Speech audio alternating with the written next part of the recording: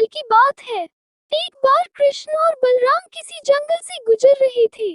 चलते चलते काफी समय बीत गया और अब सूरज भी लगभग डूबने वाला था। अंधेरे में आगे बढ़ना संभव नहीं था, इसलिए कृष्ण बोले, बलराम, हम ऐसा करते हैं कि अब सुबह होने तक यहीं ठहर जाते हैं। भोर होते ही हम अपने गंतव्य की ओर बढ़ चलेंगे। बलराम बोले, पर इस घने जंगल में हमें खतरा हो सकता है।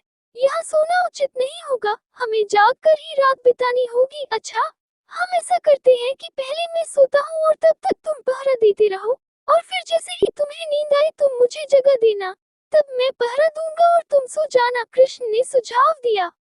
बलराम तैयार हो गए। कुछ ही पलों में कृष्ण गहरी नींद में चले गए और तभी बलराम को एक भयानक आकृति उनकी ओर आती दिखी। वो कोई राक्षस था। राक्षस उन्हें देखते ही जोर से चीखा और बलराम बुरी तरह डर गए। इस घटना का एक विचित्र असर हुआ। भय के कारण बलराम का आकार कुछ छोटा हो गया और राक्षस और विशाल हो गया। उसके बाद राक्षस एक बार और चीखा और पुनः बलराम डर कर कांप उठे। अब बलराम और भी सिकुड़ गए और राक्षस पहले से भी बड़ा हो गया। राक्षस धीरे धीरे बलराम की ओर बढ़ने लगा। बलराम पहले से ही भयभीत थे और उस विशालकाय राक्षस को अपनी ओर आता देख जोर से चीख पड़े, कृष्णा, और चीखते ही वही मूर्छित होकर गिर पड़े। बलराम की आवाज सुनकर कृष्ण उठे। बलराम को वहां देख उन्होंने सोचा कि बलराम पहरा देते देते थक गए और सोने से पहले उन्हें आवाज दे दी। अब कृष्ण पहरा देने लगे। कुछ देर बाद वही राक्षस उनके सामने आया और जोर से चीखा। कृष्ण जरा भी घबराए नहीं और बोले, बताओ तुम इस तरह चीख क्यों रहे हो, क्या चाहिए तुम्हें?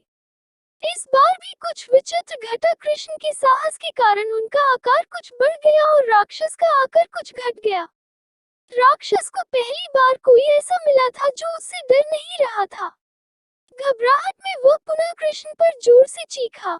इस बार भी कृष्ण नहीं डरे और उनका आकार और भी बड़ा हो गया, जबकि राक्षस पहले से भी छोटा हो गया।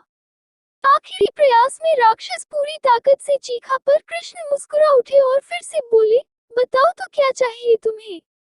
फिर क्या था, राक्षस सिकुड़कर बिल्कुल छोटा हो गया और कृष्ण ने उसे हथेली में लेकर अपनी धोती में बांध लिया और फिर कमर में खोस कर रख लिया।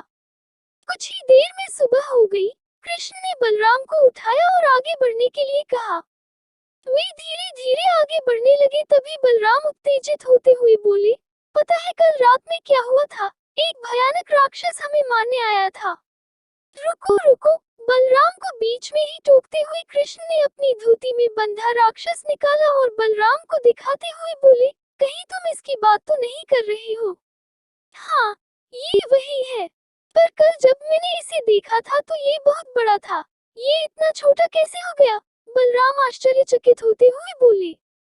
कृष्ण बोले, जब जीवन में तुम किसी ऐसी चीज से बचने की कोशिश करते हो जिसका तुम्हें सामना करना चाहिए, तो वो तुमसे बड़ी हो जाती है और तुम पर नियंत्रण करने लगती है। लेकिन जब तुम उस चीज का सामना करते हो जिसका सामना तुम्हें करना चाहिए, तो तुम उससे बड़ी हो जाते हो और उसे नियंत्रित करने लगते हो।